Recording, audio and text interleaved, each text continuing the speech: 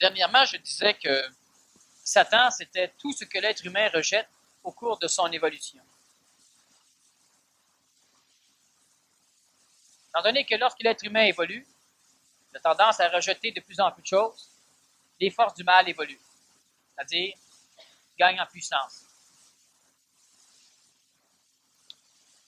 Plus l'homme est dans une phase d'évolution où il est appelé à rejeter des choses, plus l'homme engendre et augmente et nourrit les forces sataniques. Non seulement le rejet d'une chose est une grande souffrance pour l'ego, pour l'anti-homme. L'anti-homme est constitué dans l'homme de ce qui d'ailleurs sera rejeté par la vie. Et cela engendre une force involutrice qui lutte contre l'homme et qui de toute façon pourvoira à un moment donné les forces sataniques. Les forces sataniques sont ce qui a été rejeté par l'homme au cours de son évolution. Mais qu'est-ce qui descend chez l'homme pour un jour finalement être rejeté par l'homme? Il y a une manipulation primaire, une manipulation que l'on retrouve exclusivement sur des planètes évolutrices, des planètes en phase d'évolution, sur laquelle marchent des êtres ascendants. Les forces sataniques n'existent pas dans des planètes ou sur des planètes où il y a des êtres descendants. Elles n'existent que lorsqu'il y a des êtres ascendants, des êtres qui refusent certaines choses qu'ils ont expérimentées ou mémorisées lors de leur évolution, lors de leur effusion. Et lorsque l'être humain évolue, refusant ces conditions, il les rejette. Les rejetant, ces conditions ayant été mémorielles, donc expérimentées, restent présentes dans un contexte atomique moléculaire, dans un contexte énergétique, sur la planète où maintenant vit un être humain ou un phénomène énergétique ascendant. Tant que les humanités évoluent, aucune force ne les empêche d'évoluer, parce que l'être humain expérimente le refroidissement et il l'accepte à 100%. Lorsque l'être humain est rendu au fin fond de son refroidissement, le froid devient lentement une densité. Et lorsqu'il y a tellement d'écrasement à cause de cette densité, une légère chaleur est engendrée. Et dans cette chaleur, l'évolution naît. Dans cette évolution, les mémoires laissées par l'expérimentation d'une évolution sont rejetées par l'humain. Et au fur et à mesure de l'évolution de l'humain, il rejette de plus en plus les mémoires expérientielles des choses trop denses pour être capable d'être supporté par sa conscience. Et ces choses rejetées s'agglomèrent entre elles par affinité vibratoire, et c'est ce qui engendre des forces du mal, des forces d'évolution, des forces sataniques, des forces hautement attachées et intimement reliées à l'évolution d'une planète. Les forces lucifériennes sont extraterrestres. Les forces sataniques sont planétaires. Manipulation primaire, manipulation des mémoires rejetées par l'homme qui tentent à tout prix de revenir dans l'homme de façon à réintégrer leur point source. Exactement ce que l'homme veut faire lorsque l'homme essaie de grimper à travers différents paliers de divinité et de déité pour rejoindre le centre source qu'il a apparemment créé. Mais ce qui est intéressant de comprendre, c'est d'où proviennent les choses que nous rejetons. La première provenance est l'expérience de notre évolution. Et au fur et à mesure que nous réévoluons, nous devons muer de peau et nous rejetons les vieilles peaux qui ne peuvent plus maintenant nous contenir parce que notre conscience devient trop grande. Alors, tel le serpent, tel certains insectes, nous rejetons à l'extérieur de nous des peaux trop petites pour nous contenir, des traditions trop petites pour nous contenir, des concepts trop petits pour contenir notre conscience et finalement des manières de vivre, des manières d'être trop petites pour être encore utiles à ce que nous devenons. Arracher une peau psychologique, une peau énergétique, comme une peau physique est extrêmement pénible pour celui qui reste, comme pour la chose rejetée. Et cette chose engendre ce que nous connaissons sous la forme Satan. Mais il y a autre chose qui vient nous manipuler régulièrement. L'une de ces choses est un phénomène qu'on a abordé quelque peu le mois dernier, un phénomène extraterrestre, qui, par le biais d'un canal séraphique, nous relie à des êtres taniens ou descendants, qui habitent d'autres planètes dans d'autres galaxies dans cette création. À travers ces êtres extraterrestres qui habitent d'autres planètes dans d'autres galaxies, il y a une manipulation suceuse de nos énergies. Et lorsque, dans de très rares cas, une erreur écologique est appliquée sur l'une de ces planètes, le karma est envoyé à l'homme par ce canal séraphique. Et c'est ici, sur cette planète, qu'on devra payer pour, c'est-à-dire être responsable, même si on n'a rien fait, et supporter ce karma très, très, très diminué de l'évolution stagnante des phénomènes extraterrestres. De temps en temps, nous rejetons ce karma et nous continuons à nourrir les forces du mal ici.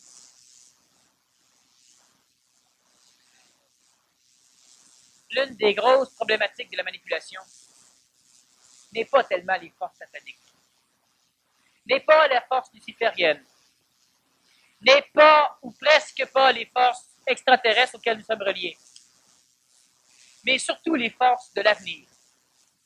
Ce sont ces forces multiples qui ont une tendance magistrale à manipuler toute la conscience de l'homme, et ce sont ces forces qui continuellement déchirent la conscience de l'homme et engendrent chez lui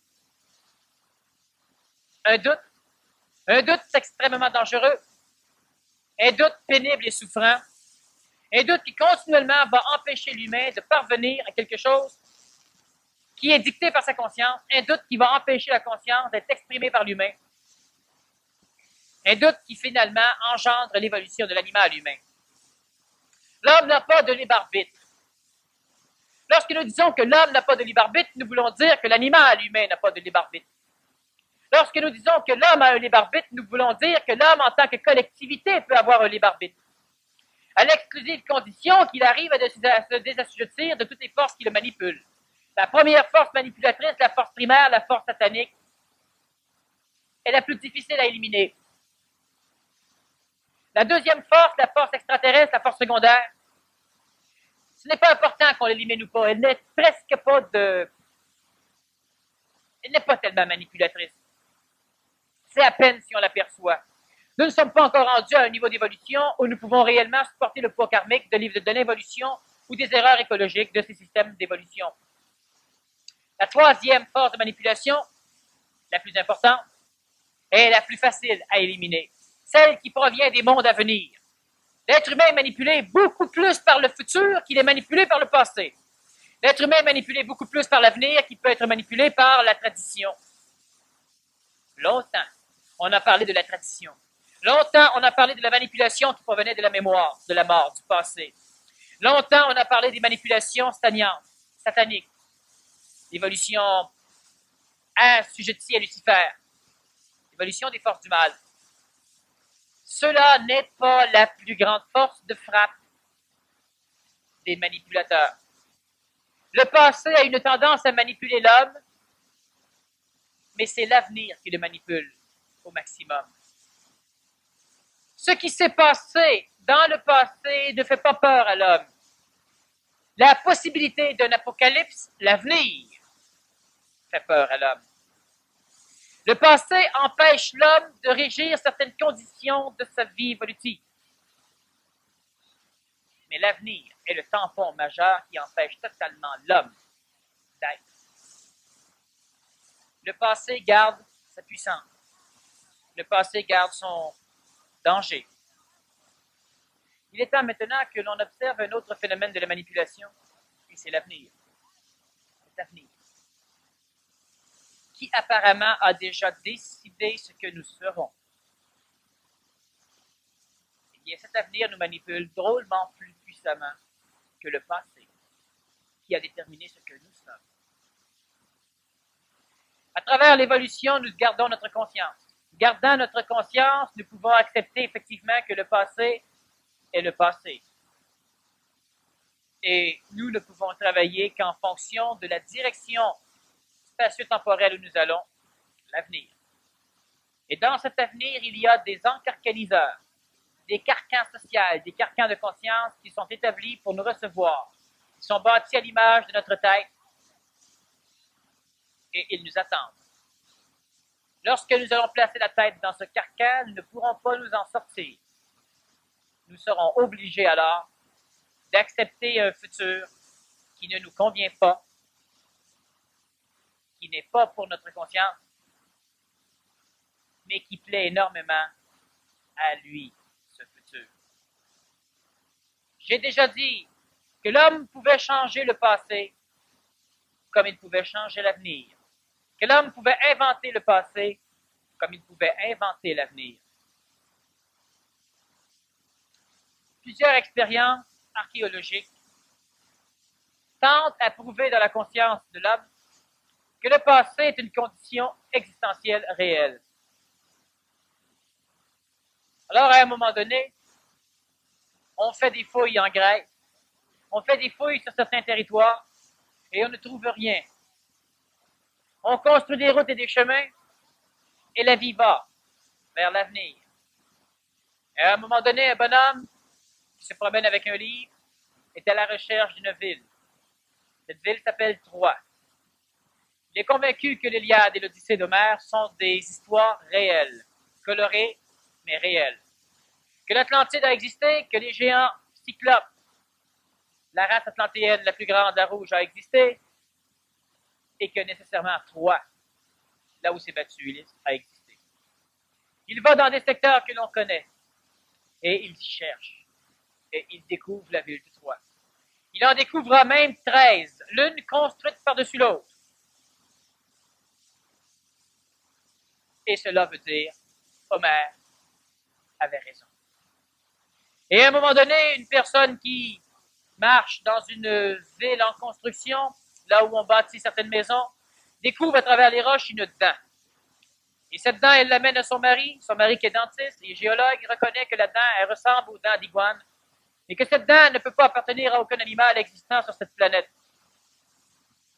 Il en déduit qu'elle appartient à un animal qui a existé, et qui devait être tellement grand pour que cette dent lui appartienne. Et il nomme l'animal Iguanodon, ancêtre de l'iguane.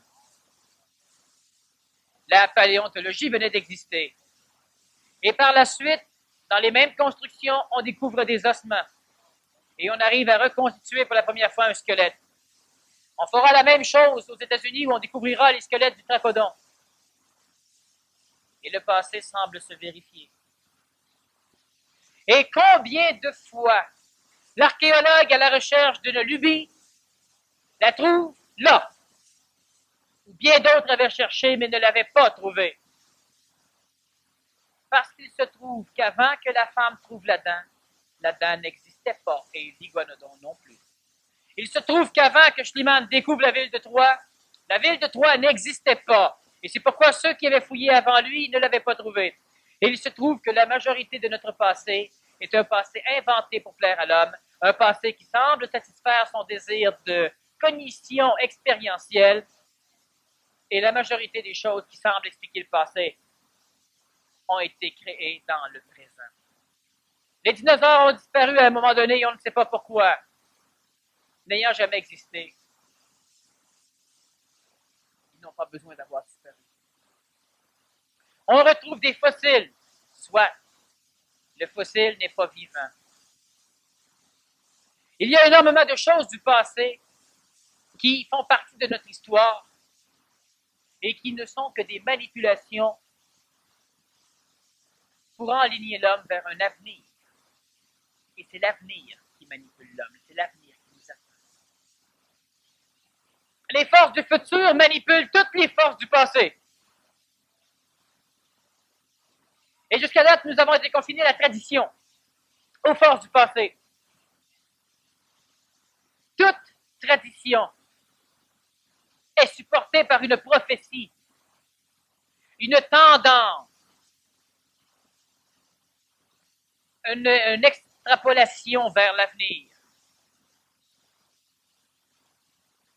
Étant donné que l'être humain est un être expérientiel, bâti avec une âme mémorielle qui ne se fie qu'à son passé, il était inévitable que les forces de l'avenir engendrent une tradition du passé autour duquel on s'accrocherait à un point tel qu'on accepterait sans réfléchir l'extrapolation qu'elle tend pour nous en nous dirigeant inconsciemment vers l'avenir qui a bâti cette illusion du passé pour que nous y croyions. Nous ne pouvons pas croire en l'avenir, nous pouvons croire au passé. Si le passé nous pousse vers un avenir, nous irons vers cet avenir auquel nous ne croyons pas. Alors l'homme répond, pendant des centaines d'années, on a essayé telle solution et ça n'a pas marché. Alors pourquoi dis-tu qu'aujourd'hui ça peut marcher? Ce passé dans lequel vous dites avoir essayé des centaines de fois la solution, je n'y crois pas. Et parce qu'un avenir particulier où cette solution est bannie nous attire, cet avenir particulier a créé pour vous un passé où cette solution a été manquée suffisamment de fois pour que, croyant au passé, vous puissiez croire que la solution n'est pas bonne. Ne l'appliquant pas dans votre présent, vous vous dirigez directement vers cet avenir qui vous a tendu le piège du passé et qui vous attend à la gueule grande ouverte.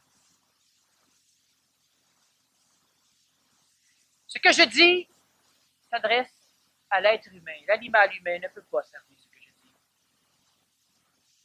Je dis que le libre arbitre n'existe pas. Tant que l'homme n'a pas la faculté de comprendre d'où provient exactement sa contrainte manipulatrice. Je dis que le libre arbitre n'existe pas pour l'individu. Je dis que le libre arbitre existe pour une société. Et je dis que le libre arbitre est une condition existentielle si on a la faculté de déterminer notre avenir. Il y a des futurs possibles. Il y a des milliards de futurs possibles. Et pour les 10 prochaines années, il y a 2 futurs majeurs possibles. Quelle que soit la décision de l'humanité, ces 2 futurs majeurs ont des branches qui les relient.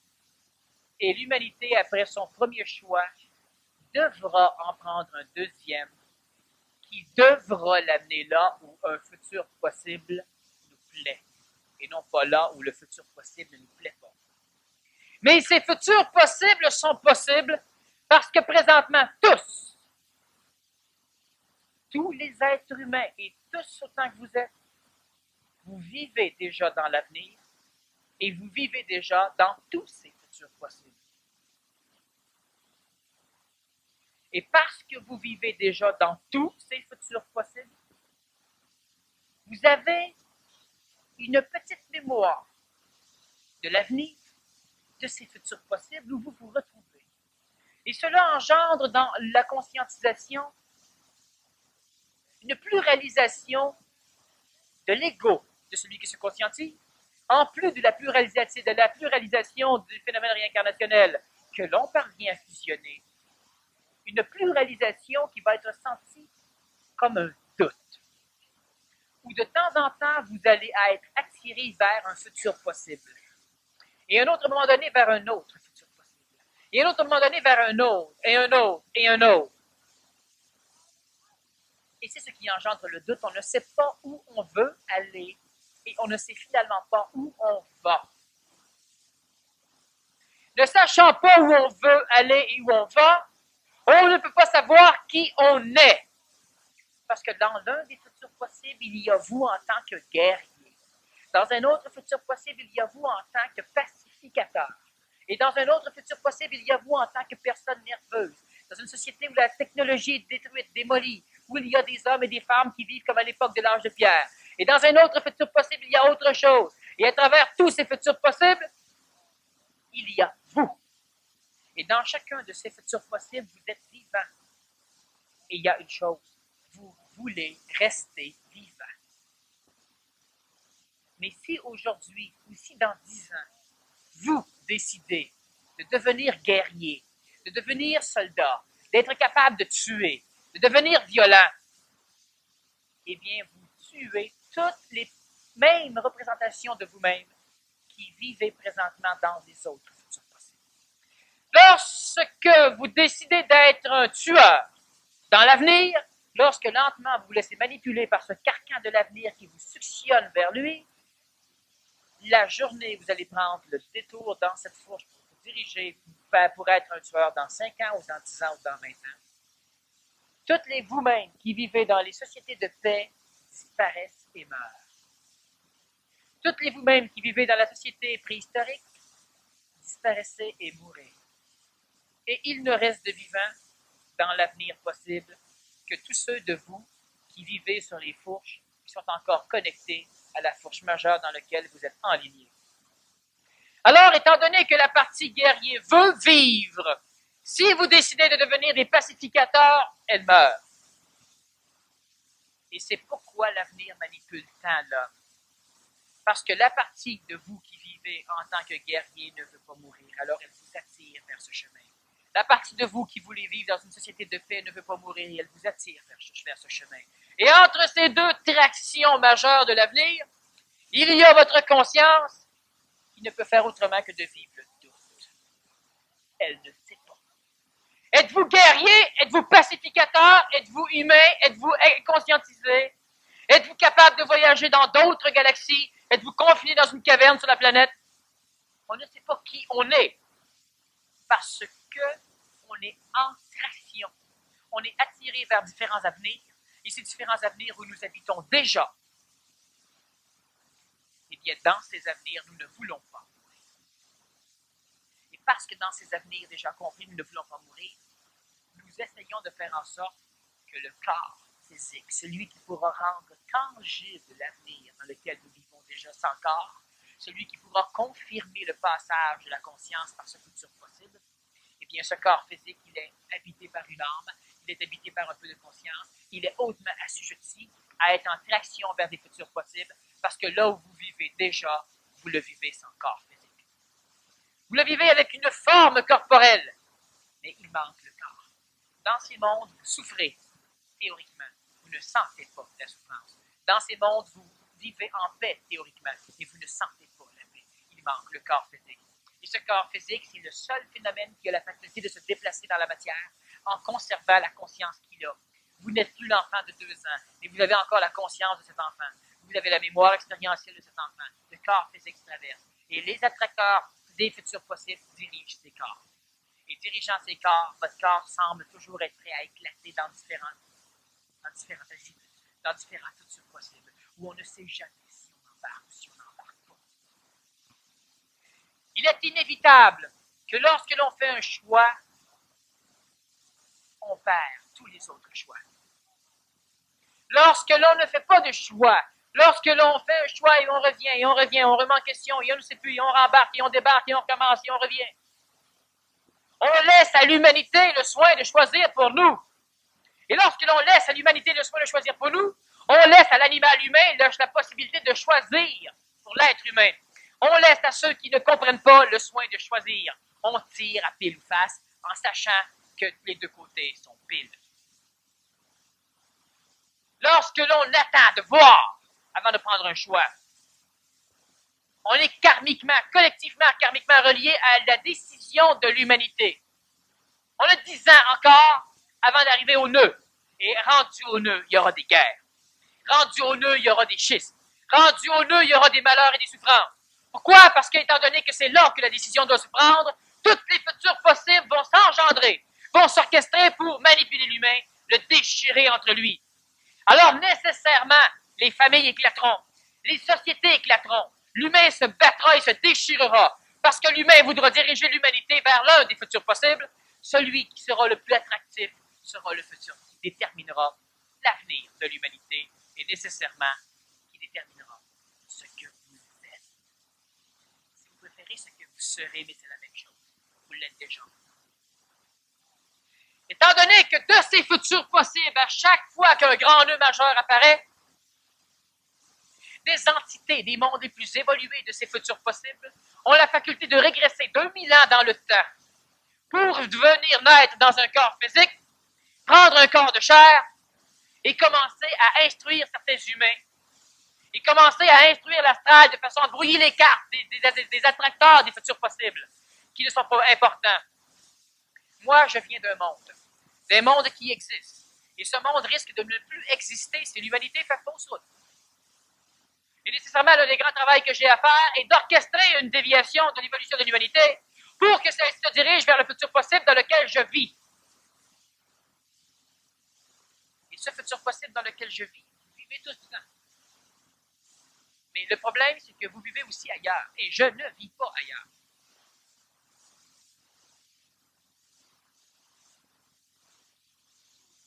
Lorsque l'avenir tend ses tentacules pour aller chercher les corps physiques de l'homme,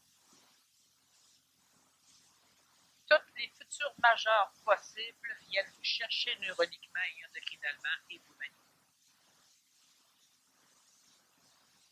Étant des êtres expérientiels, l'avenir vient tendre derrière vous votre passé. Et tendant derrière vous votre passé, elle vous fait croire que votre chemin se dirige dans telle direction. Imaginez que vous êtes à un point fixe quelque part. Vous n'avez aucune idée de où vous allez. Étant donné qu'un embryon de l'avenir vient tracer un passé chez vous, cela crée une droite. Et là, vous croyez que c'est par là que vous vous dirigez parce que votre passé vient de par là-bas. Ça, le piège du passé engendré par l'avenir. Étant donné que l'être humain se fie sur son passé pour continuer à savoir la direction qu'il a prise, si on invente n'importe quel passé dans votre conscience, vous irez nécessairement droit à l'opposé, c'est-à-dire vous continuerez à avancer sur la même droite, même si ce n'est pas ce que votre conscience veut.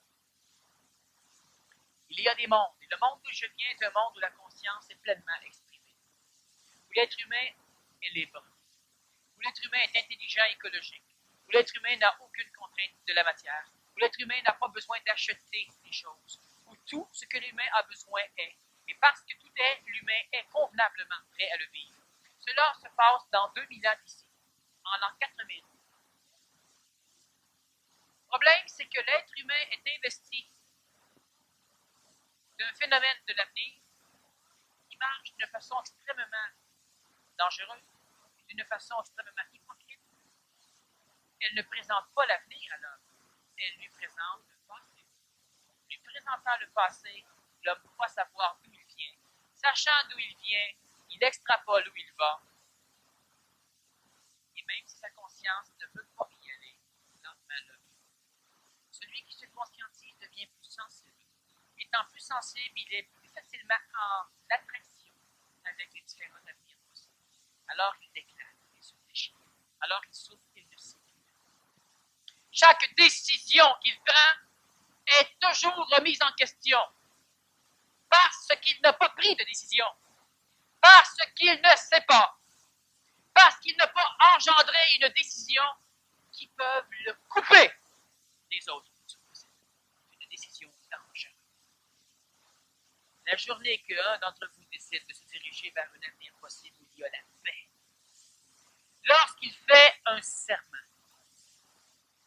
lorsque tout ce qu'il fait maintenant ne doit le diriger que vers la paix, immédiatement il cesse de douter. Il cesse de douter parce qu'il vient de couper les futurs possibles qui l'amenaient ailleurs. N'étant plus manipulé par ces futurs possibles, il cesse de douter. Il y a une chose.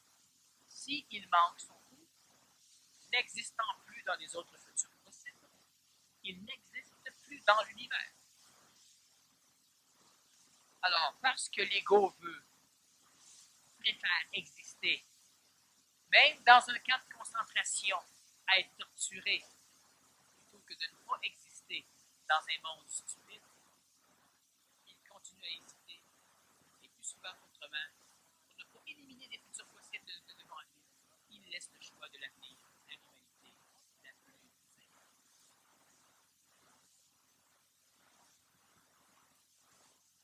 L'être humain qui préfère aller là où il doit aller, ou ne pas être, est celui qui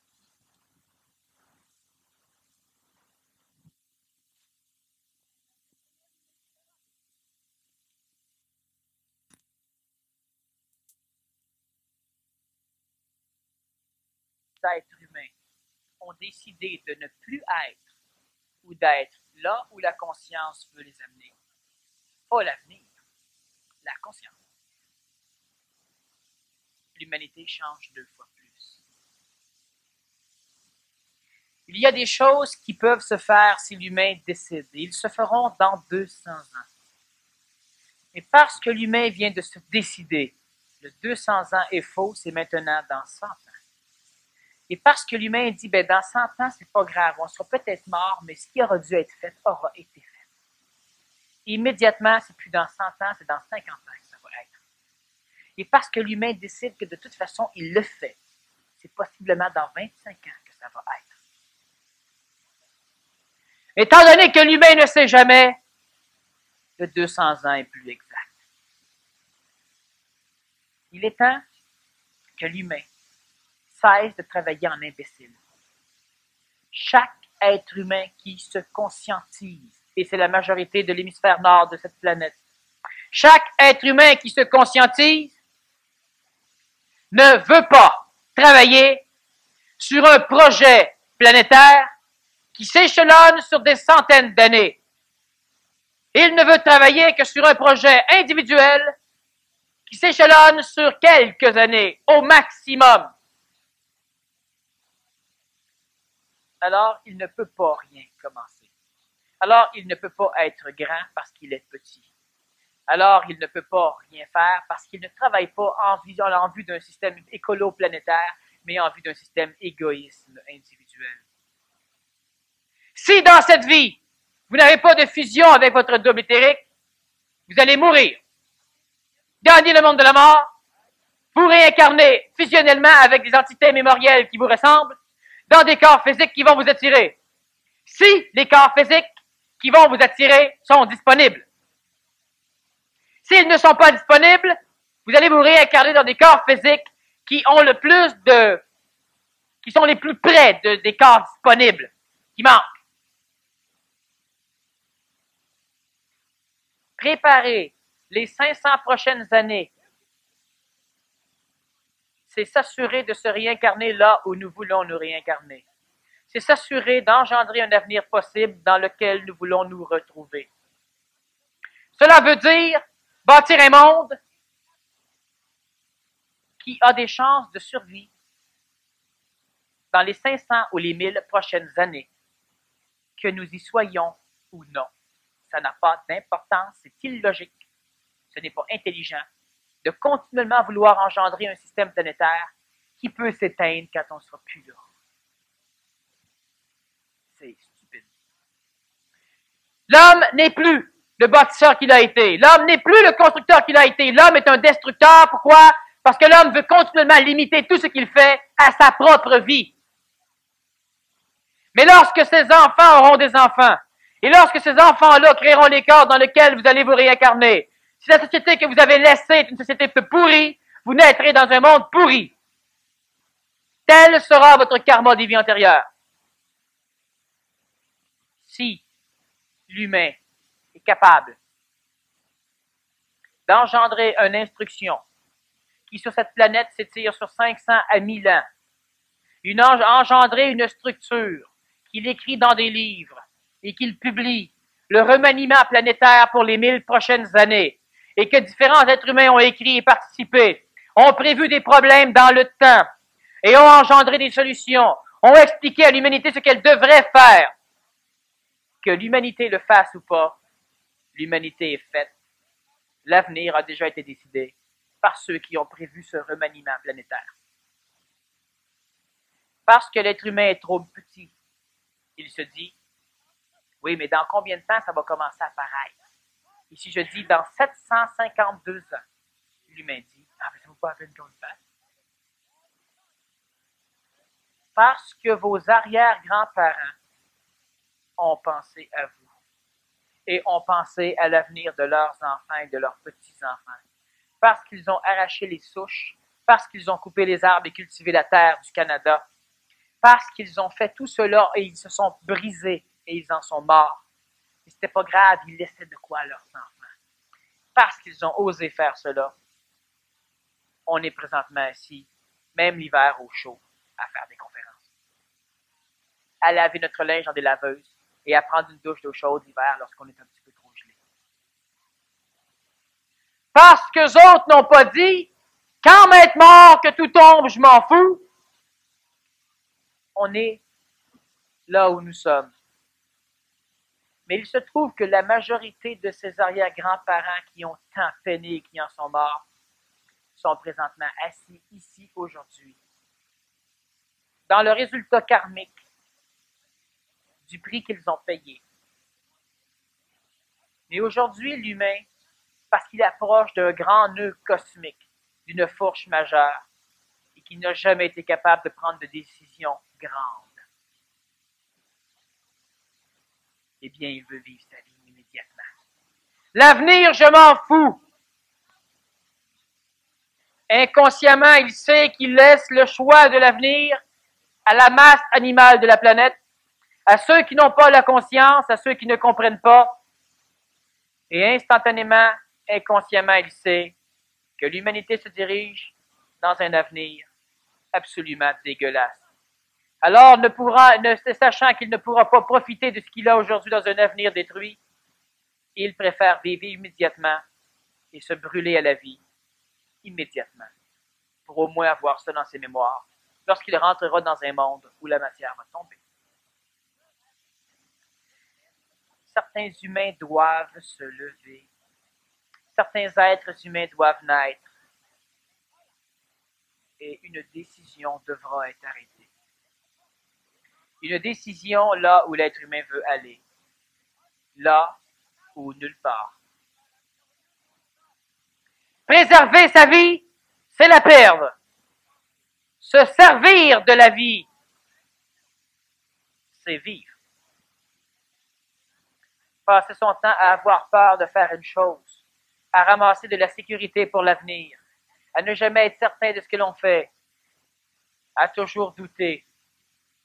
Non seulement ça prend énormément d'énergie parce que vous entretenez des futurs possibles auxquels vous ne croyez même pas, et vous entretenez aussi les futurs possibles auxquels vous croyez. Dans cette indécision majeure où l'humain n'arrive jamais à trancher, vous brûlez. Pourquoi l'évolution est si pénible? C'est simple. Parce que dans certains avenirs possibles, vous n'êtes pas évolué. Dans d'autres futurs possibles, vous êtes conscientisé. Dans d'autres futurs possibles, vous êtes comme vous êtes présentement. Et à travers toutes ces nuances, quel est le chemin d'évolution le mieux pour vous? Tout. Vous devez être colérique. Dans un futur possible, vous l'êtes. Vous devez être patient. Dans un futur possible, vous l'êtes. Et vous entretenez tous ces futurs possibles-là chez vous, juste au cas. Et l'entretien de tous ces futurs possibles-là ne peut pas aligner votre conscientisation. On ne peut pas commencer à faire un travail réel tant que l'humain n'a pas décidé dans quel avenir il voulait aller. Exactement comme celui qui veut jouer au baseball, au hockey, au tennis, au badminton, puis au ping-pong, mais ce n'est pas encore lequel. Quel entraînement intensif il fait? Et là, un peu de tennis, un peu de ping-pong, un peu de hockey, un peu de badminton. Il ne peut pas être bon dans rien. Il ne sait jamais quoi prendre. Il aime le ping-pong, mais à un moment donné, il aime le tennis, puis là, il ne sait plus, puis là, il manque une pratique de badminton, puis là, il revient, puis l'instructeur qui veut donner un cours, il est mal pris, parce qu'il dit, c'est du ping-pong que tu fais. Si ce n'est pas du ping-pong que tu fais, moi, je donne des cours de ping-pong. Alors, tu viens ici, comme il le faut, ou tu ne reviens plus pantoute. Et lentement, les instructeurs s'écartent et balayent les gens. Ils disent aux gens, moi, je suis un professeur de tennis. Si tu veux jouer au hockey, au tennis, au ping-pong, au badminton, au tir à l'arc, à ceci, il y a cela, puis tu ne sais jamais dans quoi te brancher, je ne ferai jamais un athlète olympique de toi. Va-t'en, tu n'es pas prêt. Alors l'humain, insulté de se faire dire qu'il n'est pas prêt par un autre humain, apparemment, il rentre chez lui sous ses couvertes et il commence à maudire les autres. Quel avenir voulez-vous avoir? Non pas quel avenir allez-vous avoir? Voulez-vous avoir, je dis. Quel avenir on va vivre? Si aucune décision est prise par un consensus d'humains, l'avenir que l'on va vivre ou l'avenir que vous allez vivre est celle qui vous fait le plus peur.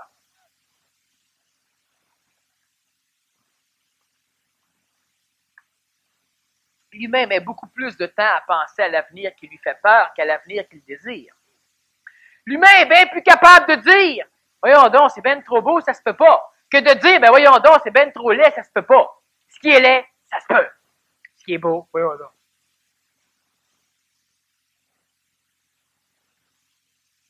les forces qui nous amènent. La création, elle a été réglée en un millionième des millionièmes de seconde. Elle a été, et ce temps est un temps vu de l'espace-temps, pas de l'extra-créationnalité. La terminaison est accomplie, c'est achevé. De multiples chemins dans l'espace-temps nous permettent de rallier cette fin, cette finalité. Le chemin que nous voulons prendre n'a aucune importance, mais chacun des chemins tient à être vivant. L'humain résorbe dans son évolution la mémoire. Il résorbe le temps. Au début, des milliards de futurs possibles menaient à Rome. Tous les chemins y mènent à la finalité. L'être humain a pris un choix et il a détruit un paquet de futurs possibles. C'est de cette façon qu'il digère l'espace-temps. Chaque fois qu'il arrive à une fourche, sa décision inconsciente attirée par l'avenir, par le chemin qu'il veut vivre, balaye les autres. Alors ça crée des guerres dans ce cosmos, ça crée des guerres absolument effarantes qui sont répercutées dans la conscience décisionnelle de l'homme. Plus l'être humain évolue dans le temps, plus ça devient facile pour lui de prendre des choix au niveau de sa conscience. Pourquoi?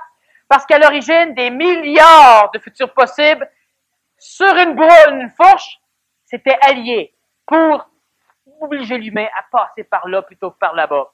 L'homme était absolument pogné. Mais parce que l'homme décide de prendre celle-là, manipulée, la moitié des futurs possibles viennent de tomber. Alors l'homme est 2 fois plus puissant.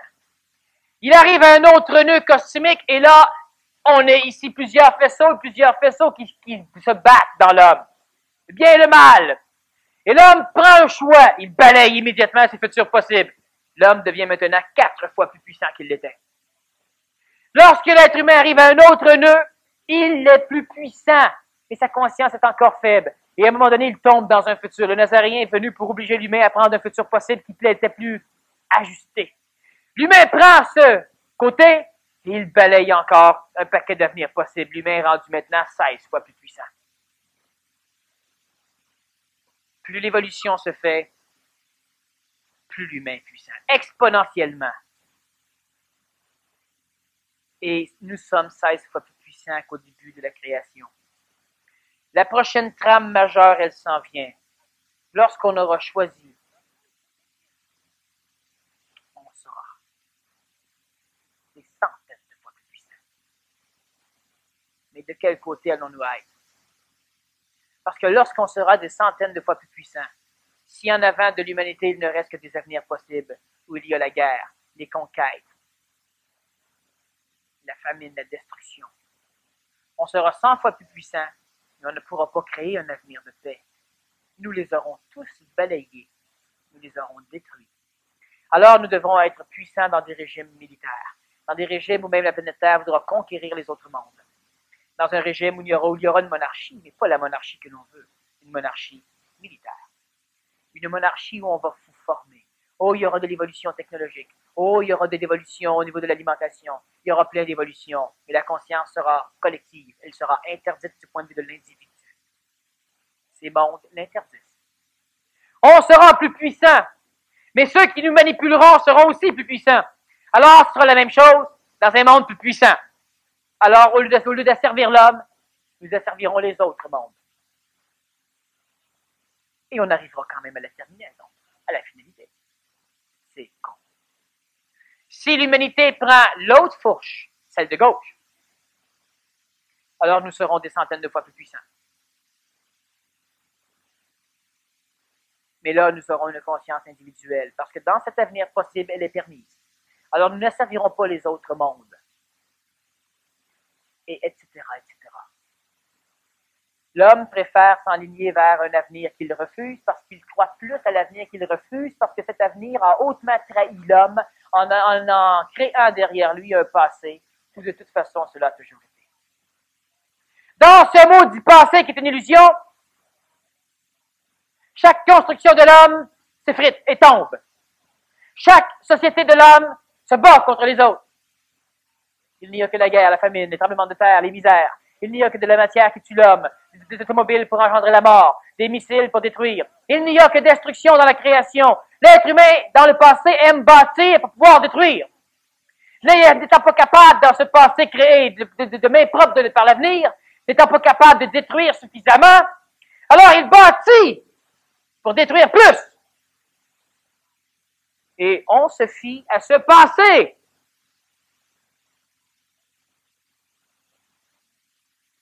Alors lentement, l'avenir blanc essaie d'engendrer des passés blancs. Des passés blancs qui nous parlent d'un Nazaréen.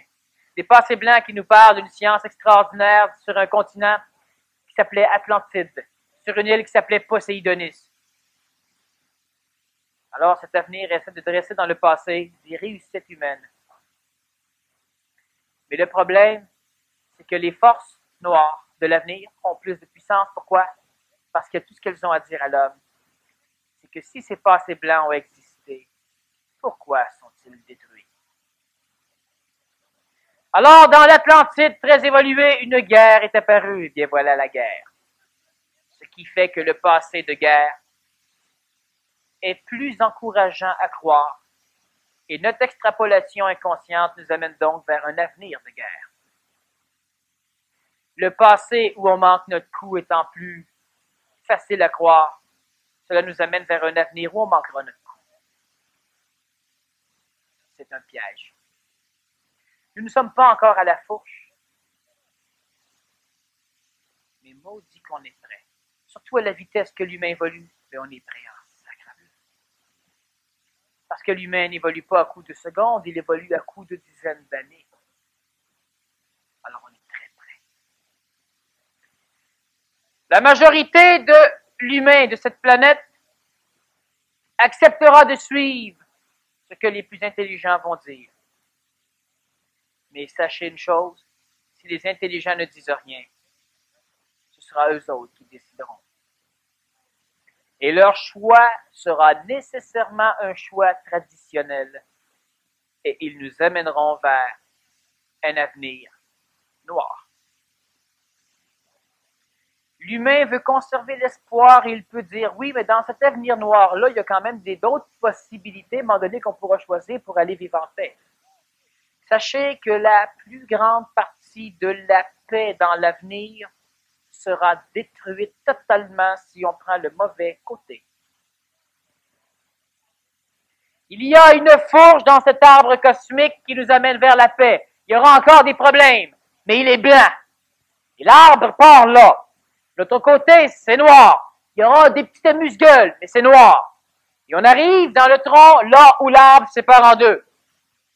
Si on prend le côté noir, le reste n'a jamais existé. Si on prend le côté blanc, le noir n'a jamais existé. Et nous sommes à une fourche majeure dans l'évolution de cette planète, parce que lorsque l'humanité aura décidé de prendre le blanc,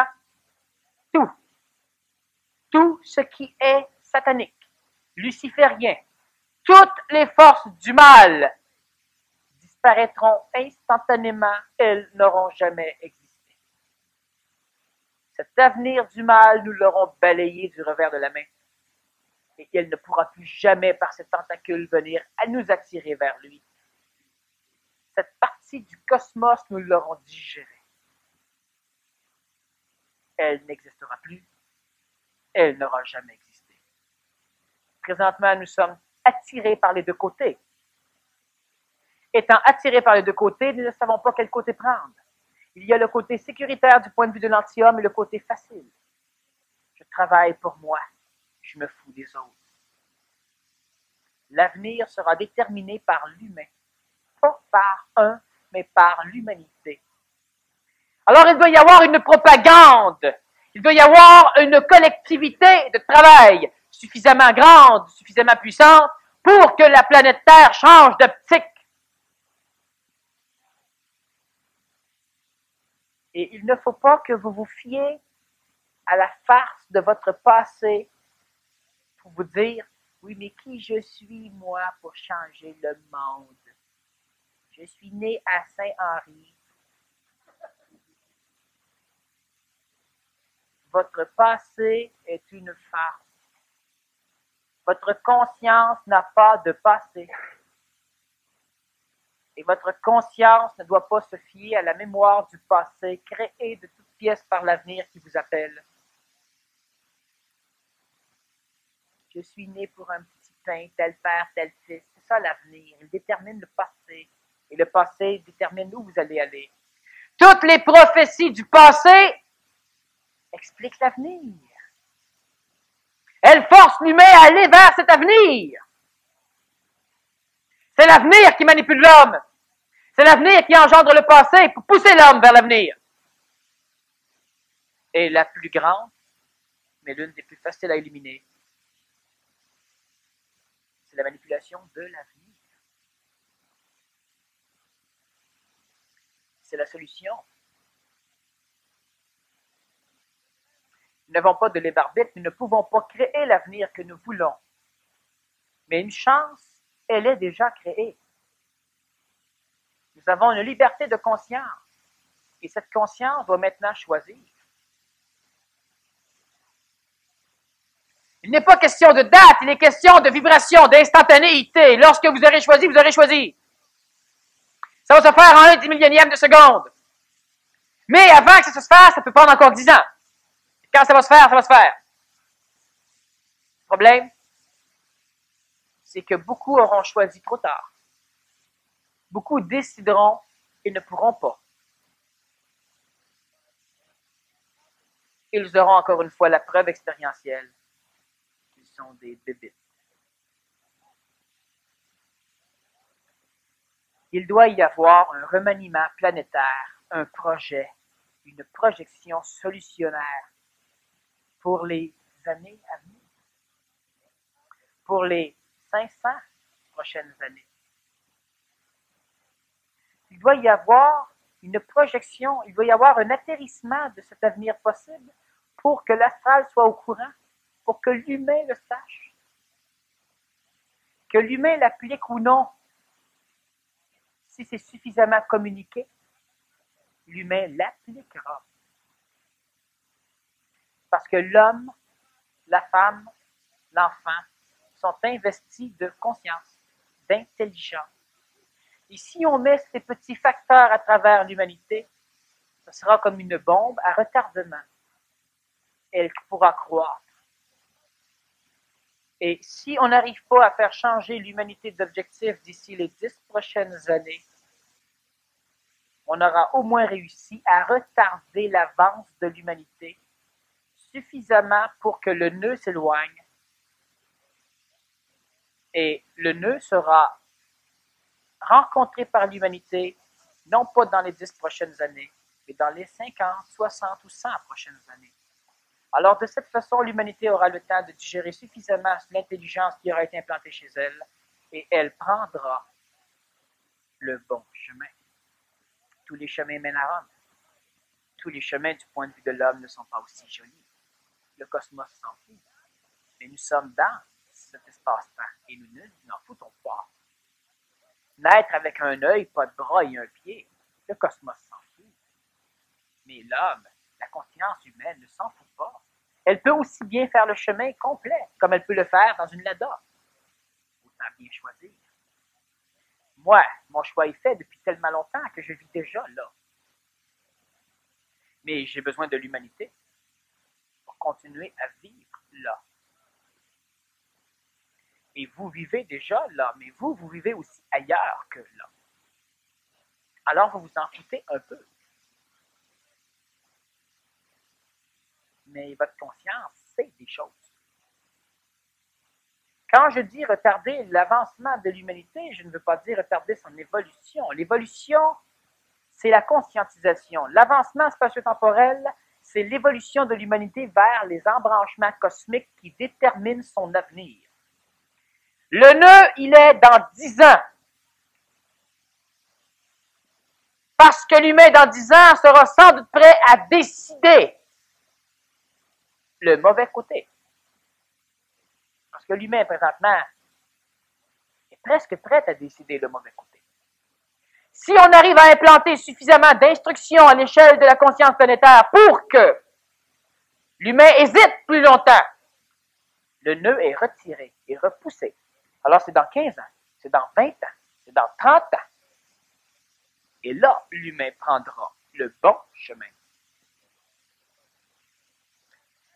Certaines prophéties ont été amenées pour que l'humain prenne le bon chemin. Presque toutes les prophéties ont été amenées pour que l'humain prenne le mauvais chemin.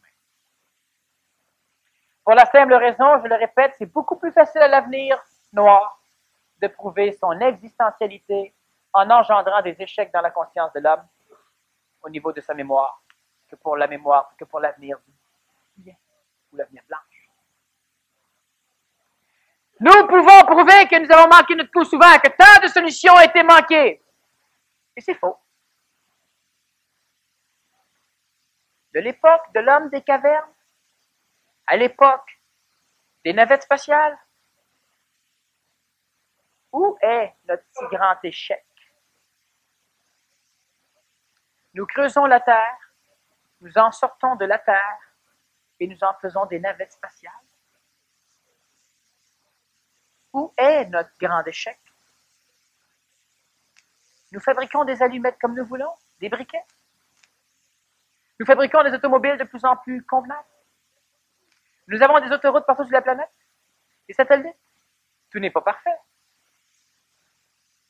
Mais à l'époque où vous mangiez encore du smilodon, de l'ours des cavernes, allez jusqu'à maintenant, où il est le si grand échec?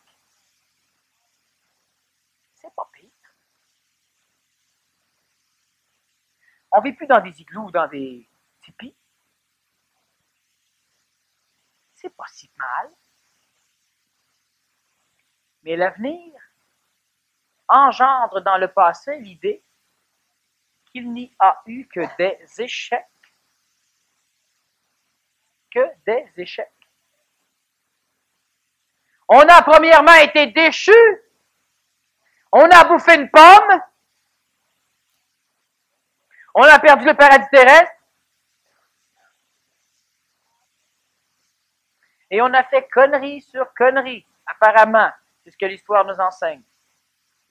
Et chaque fois, moi, je peux prouver qu'il y a de l'intelligence là-dessus. C'est une réussite. Sans compter toutes les trames historiques, colorées par l'avenir, ou carrément inventées par l'avenir, de façon à continuer à nous convaincre que l'être humain est une race d'imbéciles qui ne fait que des échecs. Cela engendre la peur chez lui de se risquer à rebâtir quelque chose que sa conscience vibre. On vibre un futur blanc et on a intensément peur de l'essayer parce qu'on ne veut pas encore souffrir d'échecs qu'apparemment notre mémoire nous instruit. On a souffert souvent. L'avenir est le problème. On fait une pause et dans l'avenir, on revient.